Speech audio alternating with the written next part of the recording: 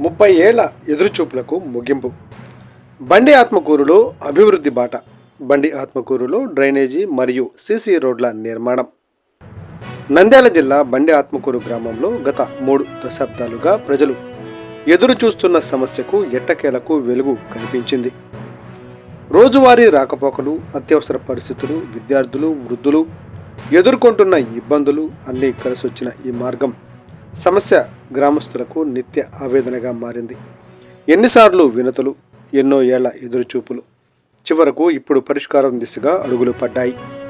గ్రామ పరిధిలోని మఠంపేట నుంచి కుందు నది వరకు సుమారు 5 లక్షల రూపాయల వ్యయంతో డ్రైనేజీతో పాటు సీసీ రోడ్డు నిర్మాణ పనులు చేపట్టడం గ్రామస్తుల్లో కొంత ఆశను నింపింది. ఈ పనులను బండి ఆత్మకూరు మాజీ మండల కన్వీనర్ నందిపాటి నరసింహారెడ్డి, గ్రామ టీడీపీ అధ్యక్షులు లక్ష్మీరెడ్డి ఆధ్వర్యంలో చేపట్టారు. ప్రస్తుతం పనులన్నీ శరవేగంగా చకచకా సాగుతూ ఉండడంతో ప్రజల్లో నమ్మకం మరింత పెరిగింది. ఎన్నాళ్లుగానూ సరైన వసతులు లేక ఇబ్బందులు పడిన ఈ మార్గానికి ఇప్పుడు శాశ్వత పరిష్కారం లభించనుందనే ఆశ బలపడింది. ఈ అభివృద్ధి పనుల్లో రోడ్డు వెంట నివసిస్తున్న గ్రామంలోని ఇళ్ల యజమానులు, కుటుంబ సభ్యులు స్వచ్ఛందంగా ముందుకు వచ్చి సహకారం అందించడం ప్రత్యేక ఆకర్షణగా నిలిచింది.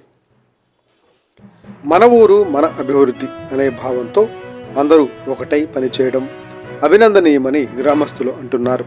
గ్రామంలో మౌలిక వసతుల అభివృద్ధికి ఈ సీసీ రోడ్డు మైలురాయిగా మారనుండగా భవిష్యత్తులో మరిన్ని అభివృద్ధి పనులకు ఇది బాట వేస్తుందనే ఆశాభావం వ్యక్తమవుతోంది. ఈ కార్యక్రమంలో గ్రామ పంచాయతీ కార్యదర్శి అక్బర్ పాల్గొన్నారు.